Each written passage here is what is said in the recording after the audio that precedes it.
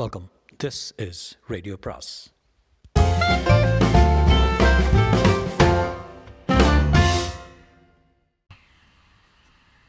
அனைவருக்கும் அன்பு வணக்கம்.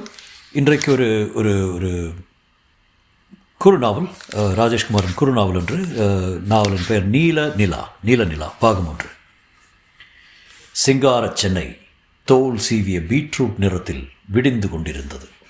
மருத்துவர் பெருமாள் வாக்கிங் புறப்பட்டு போக பங்களாவை விட்டு வெளியே வந்த வினாடி அவருடைய இடுப்பில் இடம் பிடித்திருந்த செல்போன் ஜலதோஷம் பிடித்து கொண்ட அழகான பெண்ணைப் போல சிணுங்கியது. எடுத்து வலக்காதில் பொருத்தினார். எஸ் டாக்டர், நான் பிரதிபா பேசுகிறேன். மறுமுனையில் பேசிய பெண் குரலில் போர்க்கால அவசரம் தெரிந்தது. ஓ, பிரதிபாவா, வணக்கம். என்னம்மா இவ்வளோ காலையில் ஃபோனு? டாக்டர், நான் இப்போ உங்களுக்கு வணக்கம் சொல்லக்கூடிய நிலைமையில் இல்லை.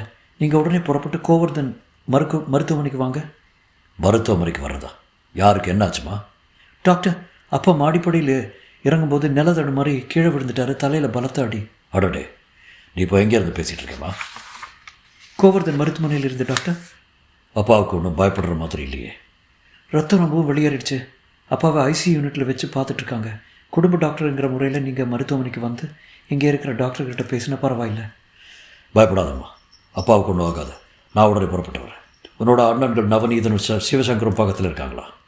பெரிய அண்ணன் நவநீதன் நேற்று தான் வியாபார விஷயமா டெல்லி புறப்பட்டு போனார். சின்ன அண்ணன் சிவசங்கர் பக்கத்துலேயே இருக்கார். அண்ணனை பேச சொல்லட்டுமா டாக்டர்? வேண்டாமா, நான் இப்போ அங்கே வந்துடுறேன். டாக்டர் செல்ஃபோனை அணைத்து வலது உள்ளங்கையில் அடக்கி கொண்டே போர்ட்டிகோவில் நின்றிருந்த தன் காரை நோக்கி போனார். அந்த விடிகாலையில் போக்குவரத்தற்ற சென்னை சாலைகளில் வேகமான 15 நிமிட பயணம். கிண்டி தொழிற்பேட்டைக்கு பக்கத்தில் இருந்த 7 மாடி மருத்துவமனை வந்தது. மருத்துவர் பெருமாள் காரை பார்க்கிங்கில் நிறுத்திவிட்டு உள்ளே வேகமாக போனார். பிரதிபாவும் சிவசங்கரும் இருட்டடித்த முகங்களோடு எதிர்பட்டனர். பிரதிபாவின் பெரிய கண்களில் அழுகை மழை. கையில் இருந்த பூ போட்ட கைக்குட்டையால் வாயை பொத்தி விம்மலை அடக்கி கொண்டிருந்தாள். பெருமாள் சிவசங்கரை நெருங்கி அவனுடைய தோள் மேல் கையை வைத்தார். சிவா, டாக்டர்னு சொல்கிறார். இப்போதைக்கு எதுவும் சொல்ல முடியாதுன்னு சொல்லிட்டாரு. ரத்த சேதம் நிறைய. உச்சி மாடி படியிலேருந்து கீழே வரைக்கும் 21 படி உருண்டு விழுந்திருக்காரு. பின்மண்டையில் ஒரு பத்தல், முன்னற்றியில் பெரிய காயம். இப்போ அப்பாவை ஐசி யூனிட்டை வச்சு ரத்தம் கொடுத்துட்ருக்காங்க. ரத்தத்தை உடம்பு முழுமையாக ஏற்றுக்கிட்டதும் தலையில் ஒரு ஆப்ரேஷன் பண்ண வேண்டியிருக்குன்னு டாக்டர் சொன்னார். டாக்டர் யார்? கீர்த்திவாசன். நான் போய் டாக்டரை பார்த்து பேசிட்டு வரேன். சிவா, நீயும் பிரதிபாவும் மனசை போட்டு குழப்பிக்காமல் தைரியமாக இருங்க சொன்ன பெருமாள் ஐசி வார்டை நோக்கி நடந்தார். அவரையே பார்த்து கொண்டிருந்த சிவசங்கரும் பிரதிபாவும் கவலை பெருமூச்சுகளோடு மறுபடியும் சுவரோரமாக போடப்பட்டிருந்த நாற்காலிகளுக்கு வந்து சாய்ந்தார்கள். அதே வினாடி பக்கவாட்டில் ஒரு குரல் கேட்டது.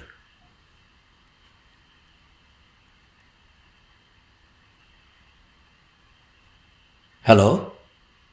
2 பேரும் திரும்பி பார்த்தார்கள். ஒரு இளவயது இன்ஸ்பெக்டர் நின்றிருந்தார். மெல்லிய குரலில் கேட்டு, நீங்கள் தானே மிஸ்டர் சிவசங்கர், மிஸ் பிரதிபா? ஆமாம். உங்கள் அப்பா தில்லைராஜன் மாடிப்படையிலிருந்து உருண்டு கீழே விழுந்து அடிபட்டது தானே இந்த மருத்துவமனையில் அனுமதிக்கப்பட்டிருக்காரு? ஆமாம். சம்பவம் எப்படி நடந்தது? சிவசங்கர் கோபமாக எழுந்தார். எதுக்காக இந்த விசாரணை இன்ஸ்பெக்டர்? இன்ஸ்பெக்டர் புன்னகைத்தார். காரணம் இருக்குது மிஸ்டர் சிவசங்கர். காரணம் இல்லாமல் நான் மருத்துவமனைக்கு வருவேனா? நான் கேட்ட கேள்விக்கு முதல்ல பதிலை சொல்லுங்கள். சம்பவம் எப்படி நடந்தது? சிவசங்கர் எரிச்சல் அடக்கி கொண்டு சொன்னார். இன்ஸ்பெக்டர், இன்றைக்கி காலையில் அப்பா தூங்கி எந்திரிச்சதுமே பத்திரிகை பார்க்குறதுக்காக மாடிப்படியில் இறங்கி வந்தார். அப்போ கால் விசையை உருண்டு விழுந்துட்டார்.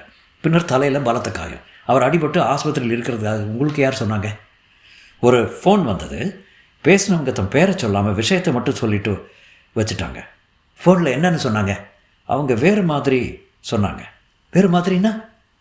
அது வந்து உங்கள் அப்பா மாடிப்படிகளில் உருண்டு விழுந்தது விபத்து இல்லையா? பின்ன கொலை முயற்சியாம். முட்டாள்தனம். அப்பா மாடிப்படியிலேருந்து உருண்டு விழுந்ததை பார்த்தவன் நான். தூக்க கலக்கத்தில் இறங்கி வந்தவர் கால் பசிக்கிட்டார். ஃபோனில் எவனோ எதையோ சொன்னால் உடனே அதை வேத வாக்க எடுத்துக்கிட்டு வந்துடுறதா இன்ஸ்பெக்டர்? சாரி மிஸ்டர் சிவசங்கர், எங்களுக்கு புகார் எங்கிருந்து வந்தாலும் சரி, எப்படி வந்தாலும் சரி, அது உண்மையாக பொய்யான்னு விசாரிக்க வேண்டியது எங்கள் கடமை. காக்கி சட்டை போட்டு காலாட்டிக்கிட்டு உட்கார்ந்துருக்கிற அரசாங்கத்தில் எங்களுக்கு சம்பளம் தர்றாங்க? இன்ஸ்பெக்டர் கிண்டலாகவும் உஷ்ணமாகவும் பேசி கொண்டிருந்த போதே ஒரு நர்ஸ் வேக நடையில் பிரதிபாவையும் சிவசங்கரையும் நெருங்கினாள். டாக்டர் பெருமாள் உங்கள் 2 பேரையும் ஐசி யூனிட்டுக்கு வர சொன்னார். இருவரும் நர்ஸை பின்தொடர்ந்து போக இன்ஸ்பெக்டர் குரல் கொடுத்தார். விசாரணை இன்னும் முடியலை சிவசங்கர், 2 பேரும் போயிட்டு வாங்க, நான் இதே நாற்காலியில் உட்கார்ந்துருக்கேன். சிவசங்கரும் பிரதிபாவும் அவருடைய பேச்சை பொருட்படுத்தாமல் நர்ஸை பின்தொடர்ந்து ஐசி யூனிட்கள் நுழைந்தார்கள். அப்போ தில்லைராஜன் தலையில் பெரிய கட்டிலில் அசைவில்லாமல் படுத்திருக்க மருத்துவர்கள் கீர்த்திவாசனும் பெருமாளும் ஏதோ பேசியபடி நின்றிருந்தார்கள். பிரதிபா அழுகை கீறும் கண்களோடு அப்பாவை ஒரு பார்வை பார்த்து கொண்டே டாக்டர் பெருமாளிடம் கேட்டார், டாக்டர் அப்பாவுக்கு இப்போ எப்படி இருக்கு? நிலைமை கொஞ்சம் மோசம்தாப்பா. மூளைப்பகுதியில் இரத்த கசிவு இருக்குது. ஏதோ பேச விரும்பினார், ஆனால் பேச்சு வரல. அவரோட கையில் பேனாவை கொடுத்து இந்த அட்டையில் எழுத சொன்னோம். அவர் ரொம்பவும் பிரயாசப்பட்டு ஒரே ஒரு வார்த்தை மட்டும் எழுதினார். அது என்ன வார்த்தை டாக்டர்? டாக்டர் கீர்த்திவாசன் பக்கத்து ஷெல்ஃபில் வைக்கப்பட்டிருந்த அந்த அட்டையை எடுத்து காட்டினார். கோணல் மாணலான தமிழ் எழுத்துக்களால் அந்த வார்த்தை தெரிந்தது. நீல நிலா. அடர்த்தியான காட்டின் நடுவே இருந்த வனத்துறைக்கு சொந்தமான செக் போஸ்ட் அருகே அந்த சொகுசு வேன் நின்றது. அதன் முகப்பில் துணியலான பேனரிடம் பிடித்திருக்க தொல்பொருள் ஆராய்ச்சித்துறை என்ற சிவப்பு வர்ண எழுத்துக்கள். வேனுக்குள்ளே 3 இளம் பெண்கள், 3 இளைஞர்கள், 55 வயதில் ஒரு நபர். செக் போஸ்ட் ஊழியர் வேனுக்குள் எட்டி பார்த்து கேட்டார், காட்டுக்குள்ள எங்கே போகிறீங்க? காணாதது கண்டான் கோட்டைக்கு. என் பேர் பத்ரி நாராயணன். தொல்பொருள் ஆராய்ச்சித்துறையில் இணை இயக்குநராக இருக்கேன். இவங்க 6 பேரும் ஆராய்ச்சித்துறை மாணவ மாணவிகள். காட்டுக்குள்ளே 10 நாள் தங்கி காணாதது கண்டான் கோட்டையை ஆராய்ச்சி பண்ணி விவரங்களை அரசாங்கத்துக்கு தெரியப்படுத்தும் பணி எங்களிடம் ஒப்படைக்கப்பட்டிருக்கு. அது சம்பந்தமான கடிதம் ஏதாவது இருக்கா? இதோ பத்ரி நாராயண் கையில் வைத்திருந்த கோப்பினை பிரித்து ஒரு கடித உரையை எடுத்து நீட்டினார். அதை அந்த ஊழியர் வாங்கி பார்த்துவிட்டு பக்கவாட்டில் திரும்பி குரல் கொடுத்தார், சங்குனி! ஆஸ்பெஸ்டாஸ் கூரை வேயப்பட்டிருந்த செக் போஸ்ட் அறையிலிருந்து அந்த நடுத்தர வயது நபர் வெளிப்பட்டார். வெற்று மார்பு, கருப்பு வேட்டி, கழுத்தில் ருத்ரமணி மாலை, நெற்றி பரப்பு முழுவதும் சந்திரம், அதன் நடுவே ஒரு குங்கும போட்டு பாதி முகத்தை மீசையும் தாடியும் குத்தகைக்கு எடுத்துக்கொண்டு கருப்பும் வெள்ளையுமாக பயிராகி இருந்தான். என்ன மாதவன்? இவங்க தொல்பொருள் ஆராய்ச்சி துறையிலேருந்து வந்திருக்காங்க. 10 நாள் தங்கியிருந்து காணாதது கண்டான் கோட்டையை ஆராய்ச்சி பண்ண போகிறாங்களா? அது சம்மந்தமாக நமக்கு ஏதாவது கடிதம் வந்திருக்கா? இல்லையே. என்ன பண்ணலாம்? உங்களை உள்ளே அனுப்புகிறதா வேண்டாமா? அவங்க கடிதம் கொண்டு வந்திருக்காங்களா இல்லையா? கொண்டு வந்திருக்காங்க. பின்ன என்ன, அனுப்பிடலாம். ஆனால் இப்போவே மணி 6. ஒரு 10 நிமிடத்துக்குள்ளே காடு பூரா குபீர்னு இருட்டிடும். சமீபத்தில் பெய்த மழை வர, ரோடு வேறு சரியில்லை. வேனில் எவ்வளோ தான் வேகமாக போனாலும் காணாது கண்ட கோட்டைக்கு போய் சேர 1 மணி நேரம் ஆகிடும். நீ சொல்கிறதும் சரிதான். அவங்ககிட்ட நிலைமையை சொல்லிப்பார். மாதவன் பத்ரிநாராயணன் மறுபடியும் வேனுக்குள் எட்டி பார்த்தார். சார், வந்தீங்க கொஞ்சம் நேரத்தில் புறப்பட்டு வெளிச்சலில் வந்துருக்கூடா. உள்ள ரோடு சரியில்லை சார். என்ன தான் விளக்குகளை போட்டுக்கிட்டு போனாலும் வண்டியை ஓட்டுறது கஷ்டம். அதில் 1/2 கிலோமீட்டர் தூரத்துக்கு ரோடே இருக்காது. இந்த இருட்டில் உள்ளே போய் மாட்டிக்கிட்டிங்கன்னா பெரிய பிரச்சனை ஆகிடும். இன்றைக்கி ராத்திரி இங்கேயே தங்கிட்டு நாளை காலையில் கிளம்பிடுங்க சார். பத்ரிநாராயணன் தனக்கு பக்கத்தில் உட்கார்ந்திருந்த ஆராய்ச்சி மாணவ மாணவிகளை திரும்பி பார்த்தார். என்ன செய்யலாம் சொல்லுங்கள்? தைரியமாக காட்டுக்குள்ளே போகலாமா, இல்லை இவர் சொல்கிற மாதிரி இங்கேயே தங்கிட்டு நாளை காலையில் போகலாமா? அந்த பெண்களில் ஒருத்தியான மேகலா சொன்னார், சார், வனத்துறையை சேர்ந்த இவங்க சொன்னால் அது சரியாக தான் இருக்கும். நம்ம தங்கிட்டு நாளைக்கு காலையில் போயிடலாமே. சரி, கொட்டகை அடிச்சிடலாமா?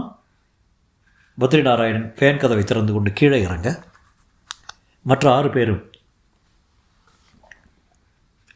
டிரைவரும் கீழே இறங்கினார்கள். குளிர்காட்டு ஜில்லிப்பாய் முகத்தில் அடித்தது. பத்ரிநாராயணன் அந்த ஆராய்ச்சி மாணவர்களை ஏறிட்டார். வருண், சபா, சுந்தர், நீங்கள் 3 பேரும் கொட்டகை அடிக்க சோதான இடம் எதுன்னு பாருங்கள். மேகலா, பொன்மணி, ரமா, நீங்கள் 3 பேரும் வேனுக்கு மேலே இருக்கிற கொட்டகையை கீழே இறக்குங்க. டிரைவர் மாணிக்கத்தை உதவிக்கு கூப்பிட்டுக்குங்க. எல்லோரும் உற்சாகமாக கலைந்தார்கள். சரியாய் 1 மணி நேரம் பெரிய ஒரு ஆலமரத்துக்கு கீழே 2 கொட்டகைகள் கூம்பு வடிவத்தில் உருவாயின. 8 மணிக்கு இரவு உணவு தயாரிக்கப்பட்டு வனத்துறை ஊழியர்கள் மாதவனோடும் சங்குண்ணியோடும் உட்கார்ந்து சாப்பிட்டார்கள்.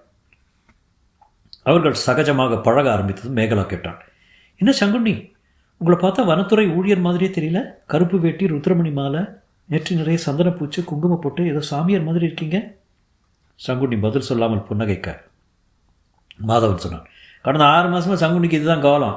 இவருக்கு ஆரோடும் தெரியும், தெய்வ கணிப்பும் தெரியும். இவர் எது சொன்னாலும் அது 100க்கு 100 அப்படியே நடக்கும். உண்மையாவா? பொன்மணியும் பிரமாவும் வாய்களை பிளக்க வருண் கேட்டான், தெய்வ கணிப்பு பார்க்குறதுனா என்ன? ஒரு காரியத்தை பண்ணலாமா வேண்டாமான்னு தெய்வத்துக்கிட்ட அனுமதி கேட்குறது தான் தெய்வ கணிப்பை. வருண் சங்குண்ணியை ஏறிட்டான். நீங்கள் எங்களுக்காக பார்க்க முடியுமா? எதுக்காக பார்க்கணும்? காட்டுக்குள்ளே இருக்கிற காணாது கண்டம் கோட்டையை கடந்த பல ஆண்டுகளாக புதைப்பொருள் ஆராய்ச்சித்துறை கண்டுக்கவே இல்லை. முதல் தடவை நாங்கள் தான் அதை ஆராய்ச்சி பண்ண வந்திருக்கோம். இந்த ஆராய்ச்சி வெற்றிகரமாக அமையுமா அமையாதா, நாங்கள் எதிர்பார்க்குற தகவல் கிடைக்குமா கிடைக்காதா? சங்குனி புன்னகையோடு எல்லாரையும் ஒரு தடவை பார்த்துக்கிட்டு மெல்லிய குரலில் சொன்னார். இங்கே வந்த கொஞ்ச நேரத்துக்குள்ளே நான் பார்த்துட்டேன். எல்லாருடைய முகங்களும் வியப்புக்கு போயிட்டு. உண்மையாவா? இந்த ஆராய்ச்சி வெற்றிகரமாக அமையுமா அமையாதா? அமையாது. நீங்கள் இந்த ஆராய்ச்சியை கைவிட்டுட்டு ஊருக்கு திரும்பி போடுறது தான் உத்தமம். பத்ரிநாராயண் கேலியைக்கு சிரித்தார். என்னது திரும்பி போயிடுறதா? ஐயா சங்குனி சாமிகளே, இந்த ஜோசியம் கணிப்பு எல்லாம் காட்டில் விறகு பொறுக்க வர்ற பெண்கள்கிட்ட வச்சுக்கோங்க, எங்ககிட்ட வேண்டாம். கணிப்பு பொய் சொல்லாது.